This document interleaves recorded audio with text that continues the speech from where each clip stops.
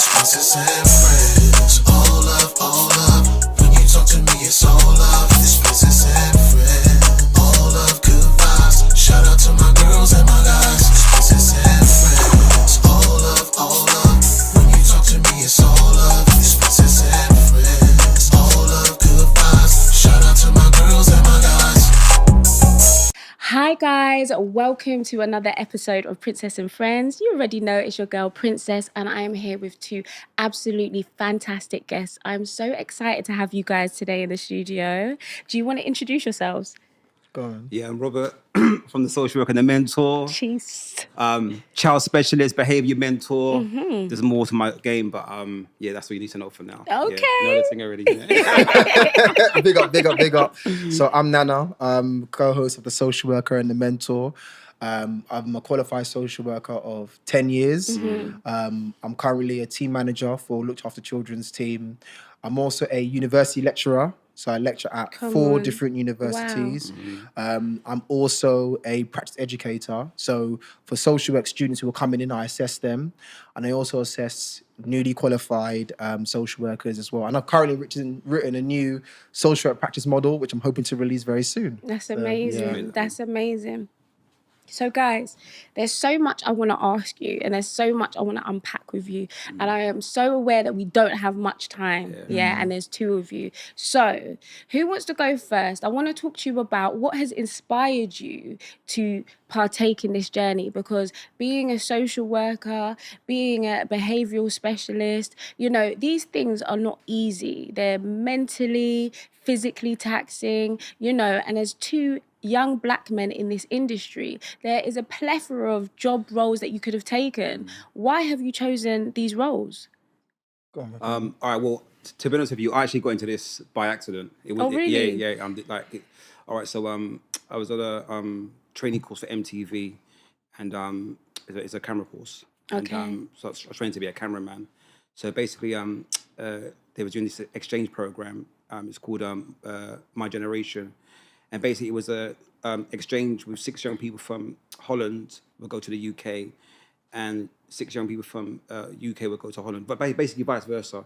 So basically, they would spend 5 to 6 days in each other's neighborhood or the area or the manor. They were all ex-offenders, by the way. Oh, okay. So yeah, literally, it was like a field trip basically for about 4 or 5 days. And they were supposed to be bad, but I was like, well, they're not bad, but they were listening to me.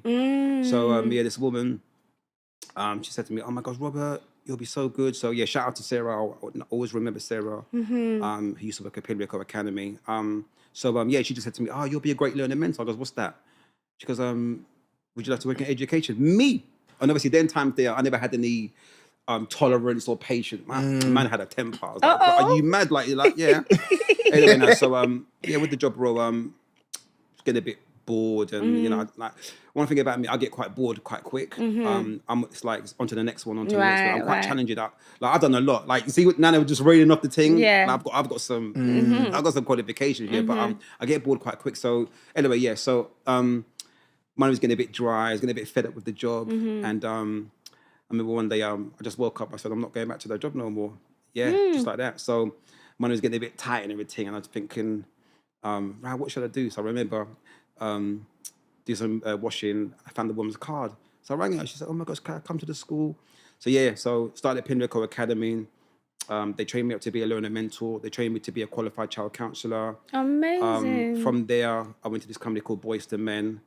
And then literally from there, I've just gone from strength to strength, basically, yeah. As I said, I literally got into this job of what I'm doing now by accident. It was never a passion. It was never something I thought I was going to do and everything, yeah. But it just interested me. It's your natural skill set, it sounds like. Yeah, because that's what they identify, that you can relate to these young people. That's it. And I think more importantly, I've just, you know, I like to study young people, and I've just got a passion for it. So I like making change, you know. I like being an advocate for young people. So, yeah, like, to be honest with you, like, at first, I didn't even feel accepted, you know, because sometimes when you go to the staff room now, you've got like little cliques in the corner, and you're thinking, right, what's going on here, man?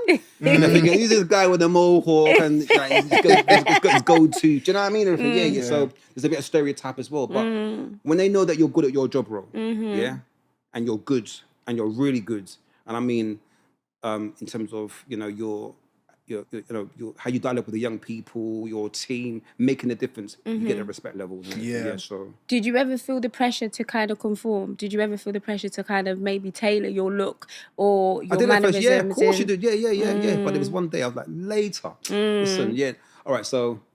I don't even know if I should mention the school. Anyway, there's a school in West London. I'm never going to mention the school. And they made me feel like shit. Excuse my language, right? You know, they're like, that was a game changer for me. They really made me. I was such a good. Had a good rapport with the young people, the teachers, the staff, but the head teacher and sometimes my particular team manager. Like anything I did is just like it was never right, and I didn't like feeling that way. So remember, I was only at the job for 8 months. Yeah. Now everyone knows me. I'm a very happy-go-lucky person. I don't do no. Like I'm like what? But they made me feel like crap. No, seriously, like no. You like what I mean? Low self-esteem. Yeah.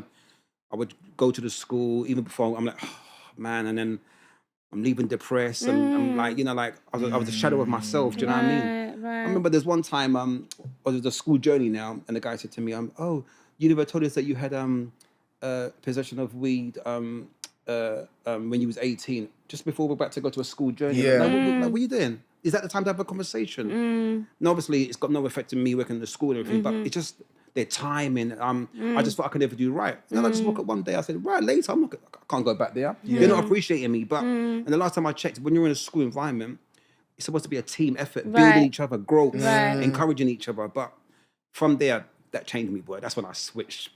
It changed you. In what way? Because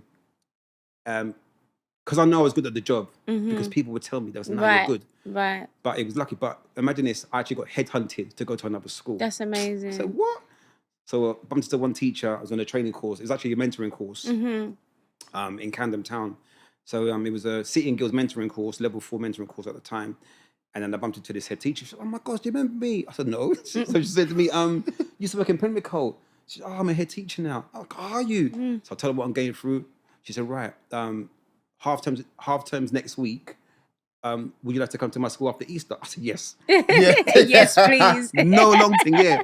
And then I've just gone from strength to strength to strength to strength to strength. That's amazing. And do you know why that's important?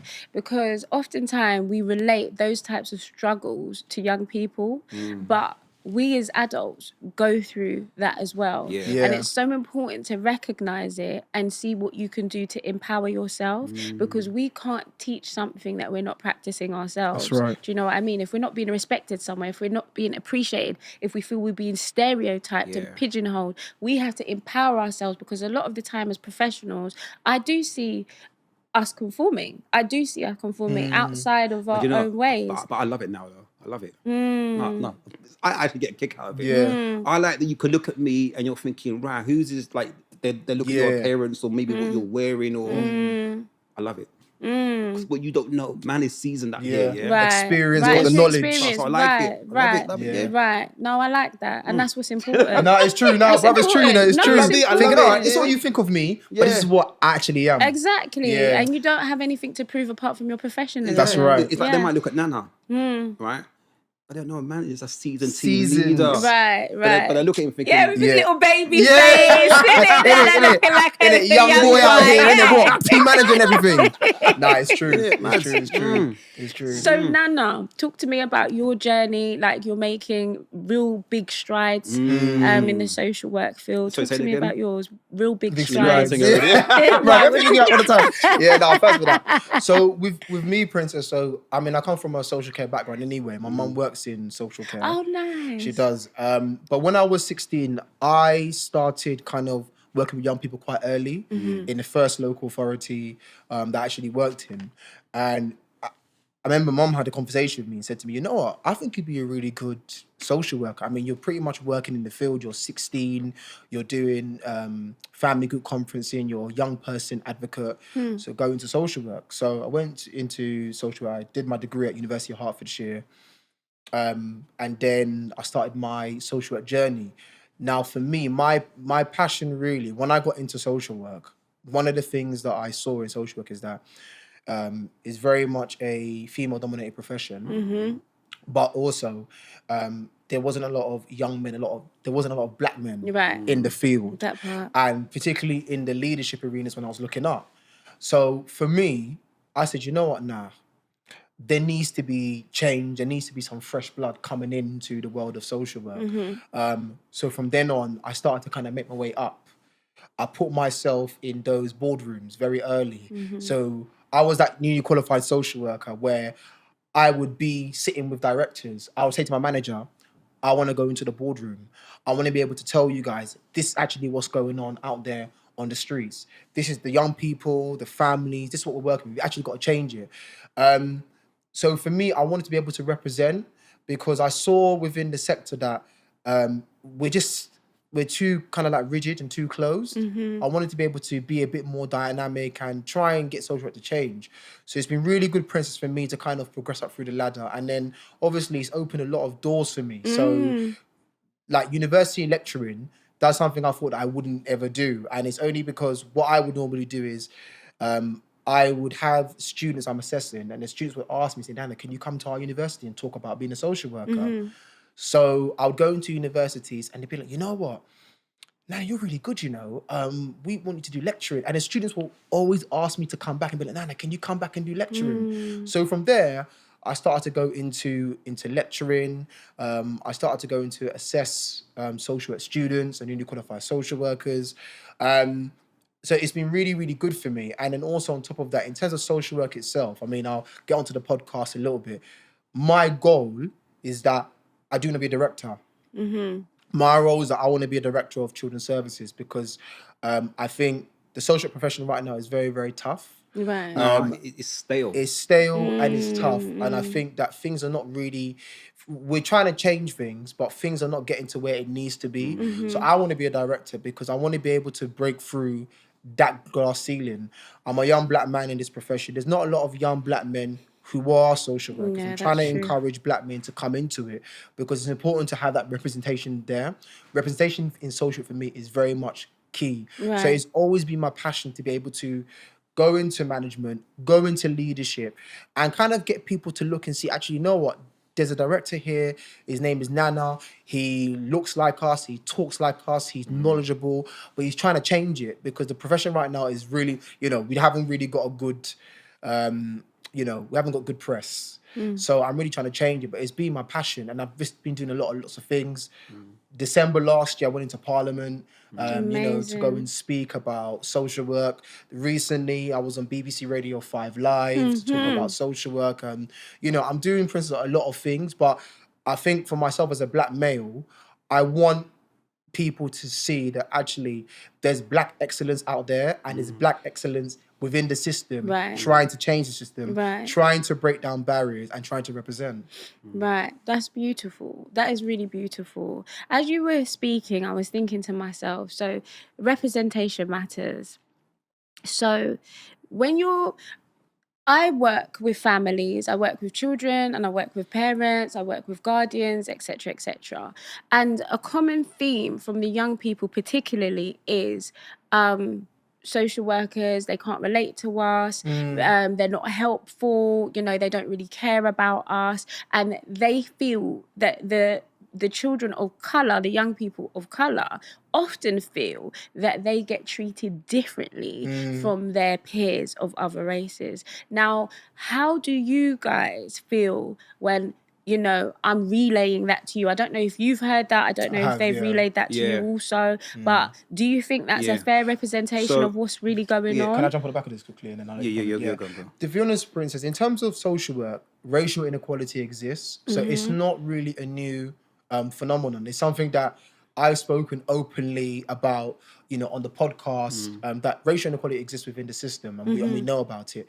And what the young people say also, that's very, very present. So often, particularly in my position as well, when I go and see young people and they see me and then they're like, wait, Ra, so what, man's a team manager? I said, yeah, bro, man's a team manager. Come chat to man. And they're like, oh, so he's man them as well. Yeah. So for me, that breaks a bit of a barrier 100%. because young people that are probably open to social workers, they don't often see a social worker like me who's from the ends. They don't see that. So when I go into those rooms or have a discussion, it's really, really good to break down the barrier. And often the families will go and say, Nana, can you be the social worker for my son or my daughter? And it's like, Right. Yeah, I but- can't because I'm the team manager. But it's good for them to see somebody who looks like them, who talks like them, and can relate. But that's the issue. And I always tell Nada this, right? Yeah. So not everyone's Nana. Right. So we're talking generically now in social work, and we're talking Right. generically in local authority. Right. The problem in local authority right now,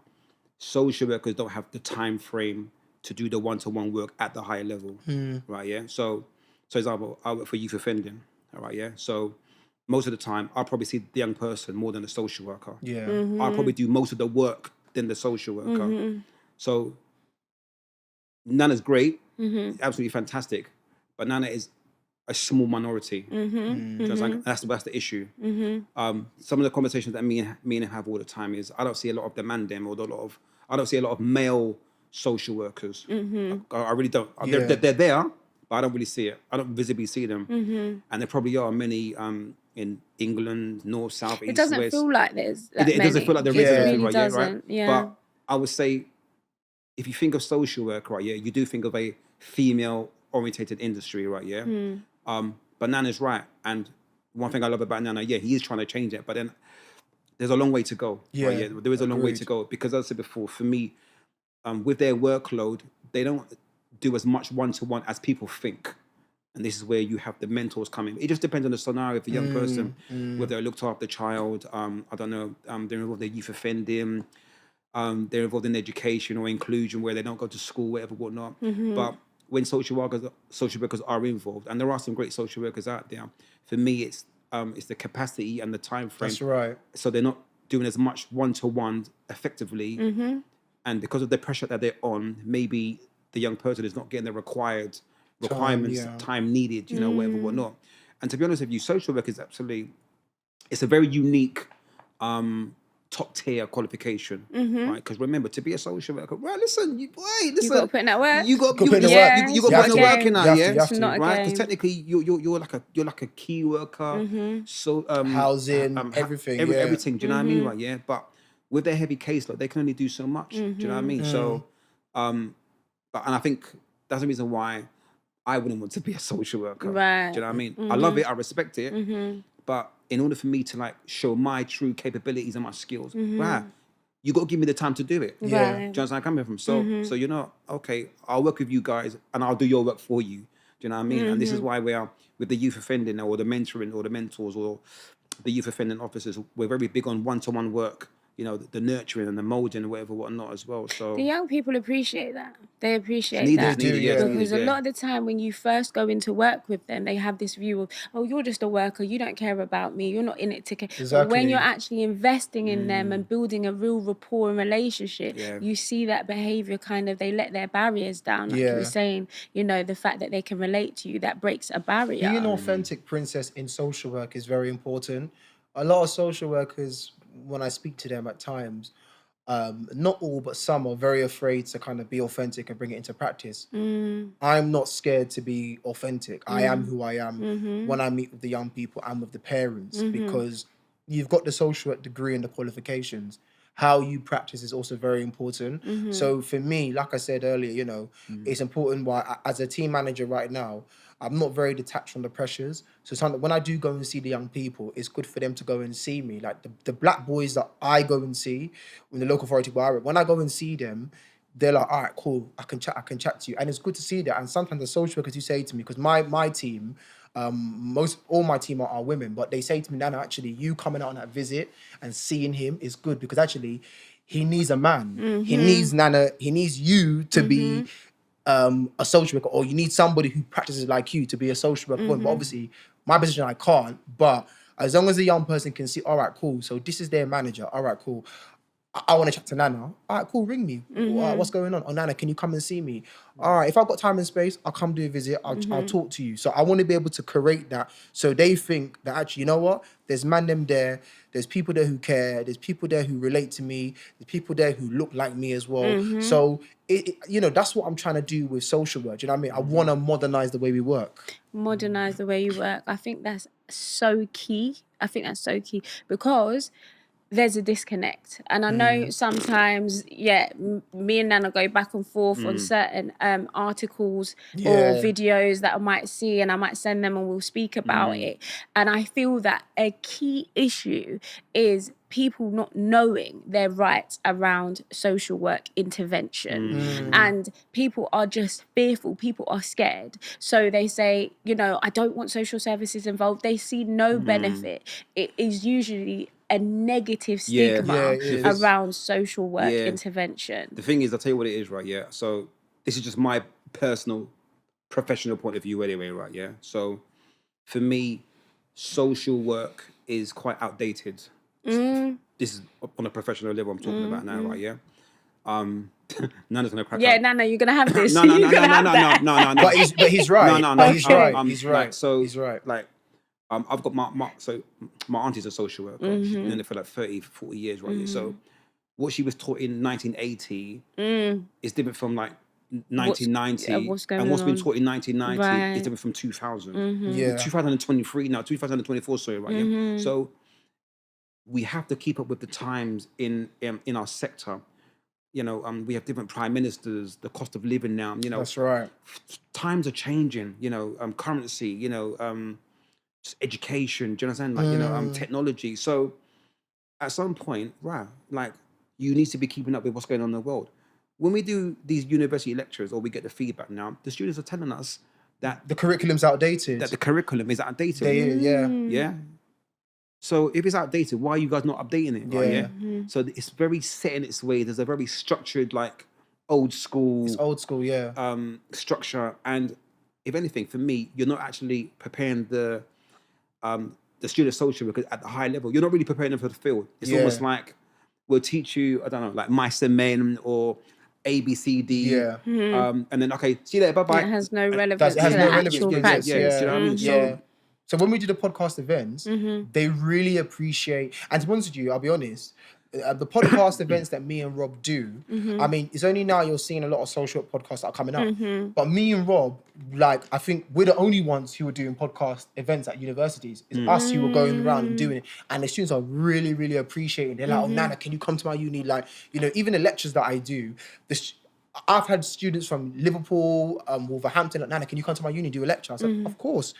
Oh, Nana, can you and Rob come and do it? Because they know with me and him, we come from two professional backgrounds, social work, education. Rob's got inclusion, youth offending. So they like the fact that obviously we've got a combination of practice experience together. So they really, really do appreciate it. So I'm really, Princess, trying to, with the university and lectures, say to them, you need to prepare the next generation of social work. I've been doing this for a decade, 10 years. I started when I was 21. I'm 31, 32 this year. So I've done it for a very long time. I'm just fortunate, maybe because when I go in, I've got 10 years experience, but I'm young in the sense that a lot of these students are my cohorts. They're my peer group. So it's like, it's cool for them to see me how I lecture, because actually they're like, nah, Nana, your lecture's not really stale, you know. Actually, your lecture is proper real. We need it. That's what we're hearing. It's true. That's what we're hearing. It's like, so we don't so when we do the lecture, I would be regarded as multi-agency. Because obviously, I've worked in the inclusion, education, youth offending, right? Yeah. So as a social worker, you are going to be dealing with that core group of professionals, right? Yeah. They're not teaching that in the lectures. They're not at the level it should be. That you are going to be involved in a multi-agency meeting or a strategy meeting or a CB meeting, yeah. Or you might have to work alongside a probation officer, you know, depending on the case, you know, once or twice a week or whatnot. So preparation is key, right? And if you're not preparing them at the level, at the high level, they're not going to be ready. They're not going to be ready. It's not their fault, and it's actually not their fault. It's not their fault. Do you know what I mean? what do you say to families who are struggling with their children and not finding social work or youth offending, the yacht team effective with their children, and they don't want them involved? Because a lot of the time I work with these people and I advocate for them and I inform them, because there is a complete lack of knowledge surrounding what they can ask for, you know, things like respite or funding or real practical, because they complain that there's no practical work and they feel like they feel as though the pressure is all on those professionals come into their lives because they're having issues with, let's say, a teenage son who might be absconding, or even a teenage daughter, because we know that those are the times where children begin to really push boundaries. So a common theme is when social services get involved with these young people, the families feel as though they are under pressure and under scrutiny. However, sometimes it actually empowers the young people's poor behavior. Have you heard that before?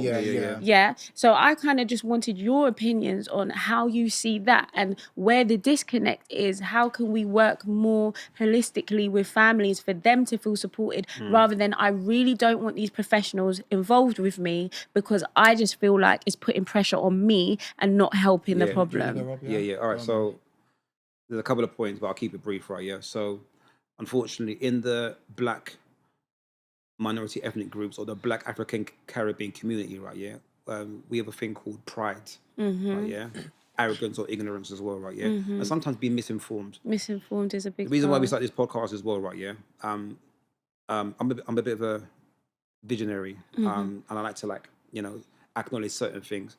So, social work in the media right now, and it's not changing. And hopefully it's going to change. And Nana's trying to do that, or we're trying to do that. It has a very negative impact on social media. 9 times out of 10, they mention all the negative things, but they don't mention the great things that social workers do. And they do amazing things as well, right? Yeah. And you have to remember, the young people, you think they're not tapping in, but they're tapping in. They are. Trust me, they're tapping in, right? Yeah. So all these events that happen with social workers, oh yeah, my social worker's wet, or he's a waste man, or he's an Egypt man. Do you know what I mean? That's how they go on, right? Yeah. But for me, it's all about being a team. So when me and Anna first met, it wasn't the greatest. No, we didn't like each other. What? Really? I didn't like him. Yeah, I was thinking. I thought man was stinking. I won't lie to you. Nah. What happened? I was thinking, who's this guy? So what it was, Prince? What it is? No. Let me tell you. No. You know what, Prince is here? This is my thing. Yeah, he's my big brother. Yeah, but let me tell you. So the social worker before me was working with his young person. Okay. Yeah. But what it is, I think the relationship between the social and the young person, it wasn't good. Okay. And so my manager at the time, because I was a senior social worker then, was saying to me that I need to reallocate this case. But what the social worker was telling me is that there's this guy, Robert, and he keeps on undermining me and everything. Like, the young person goes missing or what have you. Robert's not saying nothing to the social worker or anything. So I got allocated the case, and I'm seeing the chain of emails. And I'm just seeing him talking to the social worker email like, I was like, who's this brother here? You haven't even got, bruv, you ain't even got a local authority email. It's some generic Gmail thing, yeah? And you're trying to chat to the social worker, innit? So literally, we was going back and forth. Back and forth, I was thinking, nah. And the social worker, I was getting vexed, And then one time I said to him, listen, I've got the case. I'm the senior social worker. And he's like, nah, but listen, the minute I know the young person more than you. No. But you're forgetting, you're missing the point. So part of social work, which is a major concern, is that there's a high turnover of staff. Yeah. Facts. So this social work, this young person, they kept changing his social worker every 2 to 3 weeks. Am I right? So I have to remember, I'm an advocate for the young person now. So I treat the young person like they're my own. Right? Yeah. And if the social worker is not doing their job, why are you not doing your job? Yeah. What's going on? Yeah. So sometimes, as I said before, I'm practically like a social worker, right? Yeah, right. I can do everything that they do, right? Yeah. So as far as I'm concerned, because you're not doing your thing, your job, I'll take over, right? Yeah. So that's why whatever they're talking about, whatever. It was like, No, I honestly, Prince, let me tell you, the email, what was getting me pissed off was the tone of his email. So we was going back and forth. Then, so he was moving aggressive with email. I was like, listen, I'm the senior. I'm the senior soldier on his job. Don't talk to me about job and thing. So anyway, So the thing is though, right? Yeah, right. Because obviously in the local authority where we are, I'm a problem, innit? Prince, he's a problem. Right, yeah. One thing I like about Rob, he don't care to upset anybody. You could be director, he doesn't care, innit? So then when we got to the conference now, so I'll be honest with you, when I met him, he was cool, but I said to myself, this brother, you're any man. You're just any man coming here. And you know what it was? I'll be honest with you, I judged him because I was like, you know what? You're just any mentor, bro. So don't say anything to me, innit? like the way no, I'm saying like it was bad, innit? But I was like, listen, so this is the brother here. I was like, bruv, you're any man. You're any mentor that I've worked. Yeah, you're any man. You're any mentor that I've worked with. But you say he didn't know it. Man is cream of the crop. Right? It was, innit? And I didn't know Prince. To be fair, Rob had a good reputation amongst the young people, innit? I didn't know that, innit? But I was like, bruv, you're any man. And then obviously, like he told me this. He's like, he just thought, Nana's wet. He ain't gonna do his job. But so like literally, we did not like each other. But then after, we just started speaking every day. Every day, we just chatting every day. I took his number. I was like, you know what? Nah, this guy's alright. You know, because what it is as well, right? Yeah, like as I said before, like sometimes there is a disconnect between social workers and young people. And the thing is, nowadays you have to have that rapport with the young people, right? Yeah, you do. And as I said before, right? Yeah. They'll tell me, Robert, I don't like my social worker. Why don't you like your social worker? Yeah. Now, I'm not against a social worker because obviously it's a necessity, and due to regulations, you have to work alongside your social worker. The social worker, right? Yeah. But yeah, if they're telling me they're not feeling it, then I'm about to say to the social worker, listen, this is what they've told me. Just try and build that rapport. You know, this is what they like in terms of vulnerability, whatever, whatnot, and everything as well. So, but it was interesting. It was mad. It was mad. Yeah. And one thing I like about Nana is his professionalism.